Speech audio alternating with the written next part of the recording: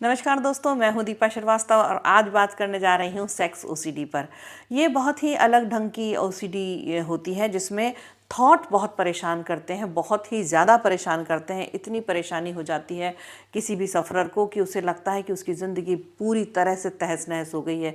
वो शर्मिंदगी में जीने लगता है। मेरे पास ऐसे 4-5 केस हैं महिलाओं के और पुरुषों के मिला करके जिन्हें सेक्स ओसीडी हो गई है। सेक्सुअल थॉट उनके दिमाग पर हावी हो जाते हैं और वो इतने परेशान हो जाते हैं, इतने गिल्ट में रहते हैं कि उन्हें हर तरफ से ऐसा लगता है कि शायद वो बहुत ही बेकार इंसान है, उनके ऊपर तो कोई शाप हो गया है, इस तरह का उनको महसूस होने लगता है और वो बहुत ज़्यादा तकलीफ़ में होते हैं। अगर आपकी पहचान में आपके कोई नियर एंड डियर में ऐसा कोई हो तो उसको ये वीडियो ज़रूर शेयर करिए और मेरा चैनल अगर अब तक आपने सब्सक्राइब नहीं किया हो तो सब्सक्राइब करिए और पूरा ध्यान से देखिएगा। बहुत छोटी छोटी सी बातें होती हैं जिसको कनेक्ट करके ये समझा जा सकता है कि ऐसा हुआ ही क्यों, ये थॉट प्रोसेसर है, ये ऐसा थॉट क्यों ले रहा है, जबकि सेक्स एक ऐसी चीज़ है जिससे आम तौर पर लोगों को प्लेज़र मिलता है, खुशी मिलती है, खुशी के रसायन बनते हैं, प्लेज़र होता है, आनंद होता है, चरम सीमा पर पहुंच जाते हैं, ऐसा कहा जाता है और ऐसा महसूस करते हैं लगभग सभी लोग। लेकिन फिर कुछ लोग ऐसा क्यों होता है जिनको थॉट में अगर सेक्स आ रहा है या किसी को देखा तो उसको वो नेकेड देख रहे हैं, बिना कपड़ों के देख रहे हैं। अपने ही बेटे को अगर एक माँ बार बार जैसे ही बेटा दिखता है या बेटे का ख्याल आता है तो उसको वो बिना कपड़ों के दिखता है, उसके प्राइवेट पार्ट्स नज़र आते हैं, उसके प्राइवेट पार्ट्स में हलचल नज़र आने लगती है, जबकि ऐसा एक्चुअली नहीं होता है। अब अगर एक माँ को ऐसा लगने लगे कि उसका जवान बेटा जो है वो उसके साथ उसको सेक्स के थॉट आने लगे तो हमारी कंडीशनिंग, हमारे विचार, हमारी सोसाइटी ऐसी है ही नहीं कि हम इस चीज़ को एक्सेप्ट कर लें। और जब माँ को इस तरह का प्रॉब्लम होता है तो उसे बहुत तकलीफ़ होने लगती है, वो बहुत विचलित हो जाती है, उसको गंदा फील होता है। उसके बाद उसकी ज़िंदगी ऐसा लगता है उसको कि तहस नहस हो गई है, मुझे क्या हो गया मुझे, और मैं इतनी गंदी महिला कैसे हो सकती हूँ। वो एक महिला अगर अपने पोते को, छोटे से बिल्कुल 2-3 महीने के बच्चे को, 4-5 दिन के बच्चे को एक महिला ने बताया कि उसको सेक्स ओसीडी हो जाती है, उसको सेक्स के थॉट आते रहते हैं और उस बच्चे के साथ भी वो बच्चा भी उनको नेकेड दिखता है। उस बच्चे को वो नहला नहीं सकती, उसकी मालिश नहीं कर सकती क्योंकि उसको वही अजीब सा थॉट आते हैं। मेरे पूछने पर क्या आपको फीलिंग भी वैसी आती है, तो वो कहती नहीं, फीलिंग बिल्कुल भी नहीं आती, प्लेजर बिल्कुल भी नहीं आता, फीलिंग का कहीं इससे कोई लेना देना नहीं है, लेकिन दिखता वही है और बहुत एंग्जाइटी और बहुत गंदापन, इवन उल्टी आने लगती है। कितना मुश्किल है, दिन में ऐसा कई बार होता है। जब अपने घर में काम करती रहती हैं तो उन्हें ऐसा लगता है कि वो थॉट आ रहा है और कहीं फिर वो डरने लगती है कि कहीं मुझे ऐसा थॉट ना आ जाए, तो अपने बच्चों के सामने ही नहीं जाती। अब भाई कई दिन वो बच्चों के सामने नहीं गई तो फिर उन्हें बिना बच्चों के भी वो थॉट दिखने लगता है। उनको कॉल अगर बच्चों का आ जाता है तो उनको वो थॉट लगने लगता है। आप समझ सकते हैं कि कितनी ज़्यादा परेशानी की बात है। ये उनके बस में ही नहीं कि इसका थॉट ना लाएं और फिर वो बीमार सी रहने लगती हैं, उनके पूरे बॉडी में पेन होने लगता है, उनको इतना बुरा फील होने लगता है। जब भी हम बहुत बुरा फील करेंगे, हम परेशान होंगे तो हमारी बॉडी भी अलग ढंग से रिएक्ट करती है और बीमार हम होने लगते हैं। जैसे ही हम आनंदित होते हैं हमको ऐसा लगता है हम उठ जाएँ, चलो कुछ खेलने जाएँ, चलो मूवी देखें, चलो कुछ करें। लेकिन अगर हमें बुरा फील होगा तो हमें लगेगा नहीं, हमें कहीं नहीं जाना, मुझे खाना भी नहीं खाना, नहीं मेरा मन ही नहीं है, और ऐसा लगेगा बस मैं इन सब से दूर हो जाऊँ। उन्हें ऐसा लगता है कि जो मेरे विचार आ रहे हैं मेरे दिमाग में वो सबको दिख रहे होंगे, उसको पता लग जाएगा, उसको समझ में आ जाएगा कि मेरे दिमाग में क्या विचार आ रहा है। ऐसे एक और केस था जिन्होंने मुझे बताया, एक महिला ने, वो करीब 38 साल की महिला, अभी बहुत यंग है। 38 साल की महिला इतनी बुजुर्ग भी नहीं होती हैं या इतनी कम उम्र की भी नहीं होती कि उनको सेक्स के बारे में सही नॉलेज ना हो। 2 बच्चे पैदा कर चुकी हैं, हस्बैंड हैं, लेकिन उन्हें हमेशा सेक्स का थॉट आता रहता है, वो भी हर किसी के साथ, मतलब ऐसे लोगों के साथ। उनको जैसे वो ऑटो में गई तो ऑटो वाला भी उनको अजीब लगने लगता है, उसको देखकर उन्हें बहुत अजीब लगता है। गार्डनर को देखा तो अजीब लगने लगता है।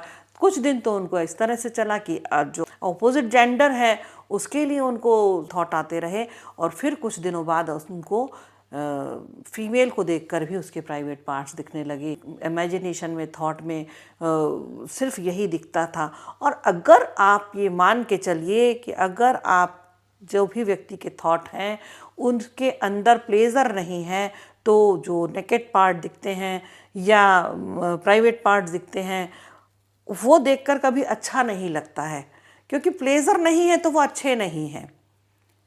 जिस चीज़ में भी प्लेजर नहीं है, मुझे अगर कोई फ्रूट दिखता है और मुझे वो पसंद नहीं है, आम कितना पसंद होता है सबको, कितना ज़्यादा पसंद होता है, आइसक्रीम कितनी पसंद होती है सबको। हमेशा मुझे लगता ही नहीं कि किसी व्यक्ति को आइसक्रीम पसंद नहीं होगी, लेकिन मेरे एक पहचान में एक महिला है जिनको आइसक्रीम बिल्कुल पसंद नहीं है। उनसे अगर हमने गलती से पूछ लिया कि चलो आइसक्रीम खाए, कहते हैं आइसक्रीम नहीं खाते। इतना गंदा सा मुँह में, तो उतना शायद उतना एक्ट भी नहीं कर पाऊंगी, लेकिन आप समझ पाएंगे कि उनको कितना गंदा। आम अगर अच्छा लगता है मुझे, आपको, सबको आम अच्छा लगता है, लेकिन किसी व्यक्ति को पर्सनली आम पसंद ना हो तो आम देख कर के उसको कभी आम के लेने की इच्छा ही नहीं होगी, आम खरीदने की इच्छा नहीं होगी, आम की खुशबू अच्छी नहीं लगेगी। और अगर हम ज़बरदस्ती उसको काट के आम खिला दें तो उसको बिल्कुल पसंद नहीं आएगा। और फिर हम उसको आम ही आम खिलाते जाएं, आम ही आम खिलाते जाएं। हम उसको लंच के टाइम भी आम खिलाएं, उसको डिनर के टाइम भी आम खिलाएं और आम का बाग में उसको ले जाके खड़े कर दें, आम ही आम की खुशबू आए, तो वो बहुत परेशान हो जाएगा। कहने को आपके लिए और मेरे लिए आम का मौसम आ रहा है, बहुत अच्छा है, मैं तो बहुत आम खाती हूँ, आप भी, लेकिन हमारे लिए आम अच्छा है, उस व्यक्ति के लिए आम सज़ा हो गया।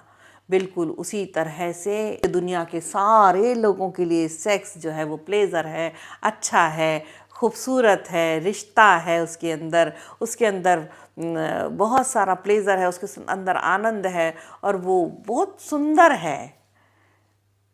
लेकिन जो व्यक्ति प्लेजर के साथ सेक्स को नहीं लेता, वो सिर्फ थॉट है, एंग्जाइटी है, परेशानी है, चिड़चिड़ापन है, डर है, भय है, बुरी तरह से वो व्यक्ति ऐसे करके बैठ जाता है, वो ऐसे करके पूरे टाइम अपने आप को बचाती हैं। उनको लगता मात्र 38 ईयर्स की लेडी जिसको ख्यालों में, अगर थॉट में पूरे टाइम सेक्स की चीज़ें दिखाई दे रही हैं, उनको जो चीज़ें हैं वो भी वैसी दिखने लगती हैं और वो बहुत परेशान है। उनको वोमिटिंग सेंसेशन हो रहा है, नौशिया फील हो रहा है, वो बहुत ज़्यादा परेशान हो गई।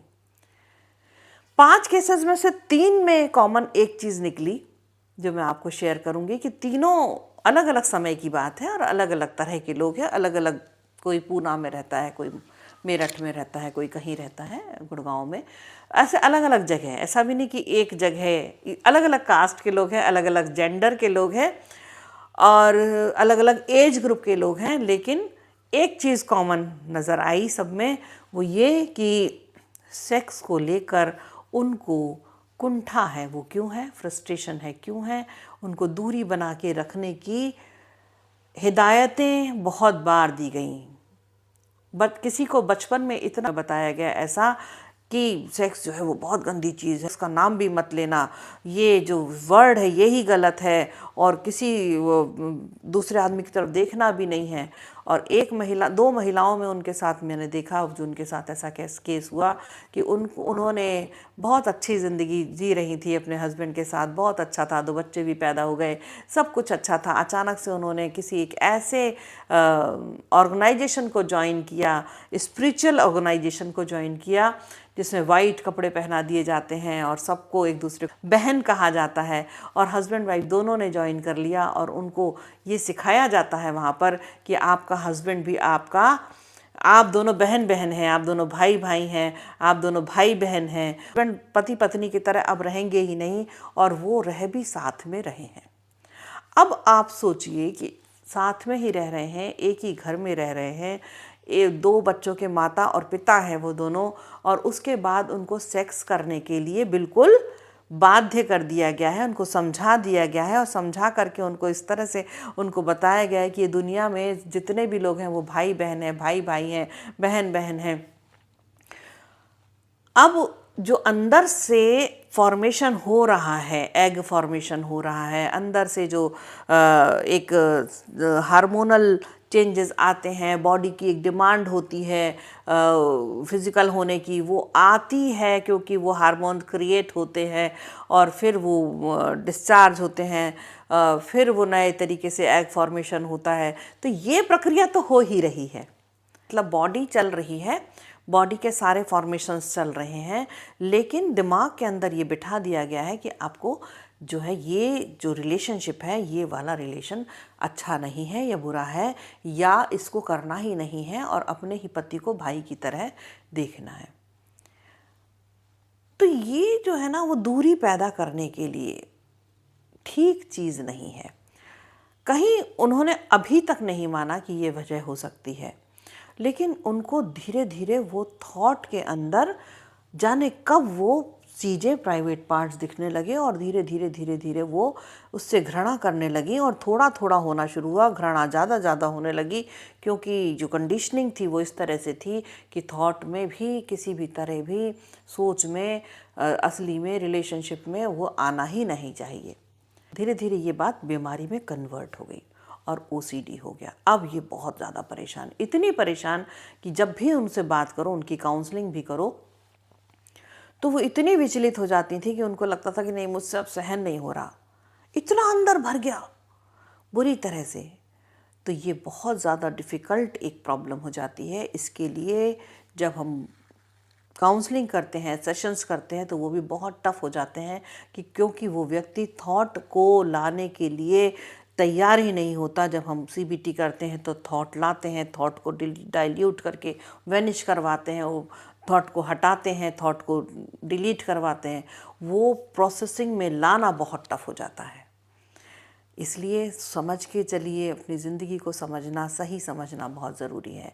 ज़िंदगी में बहुत बार ऐसी ऐसी प्रॉब्लम आ जाती हैं कि विचार जो हैं वो अजीब हो जाते हैं और मुश्किल हो जाती है।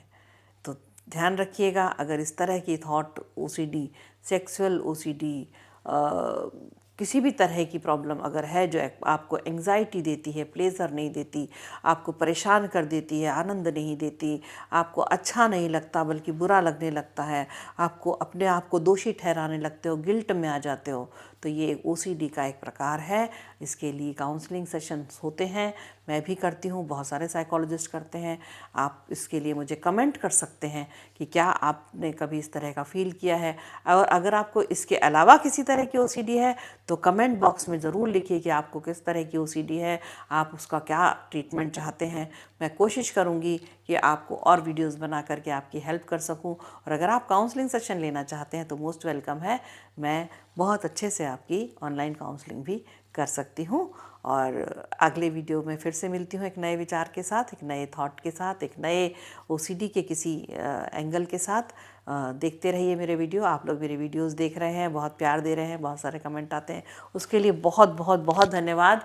बहुत ज़्यादा अब आपकी शुक्रगुजार हूँ कि आप मेरे वीडियोस को देख रहे हैं, मुझे समझ रहे हैं, मुझे अपना प्यार दे रहे हैं, उसके लिए बहुत बहुत धन्यवाद। मिलते हैं अगले वीडियो में।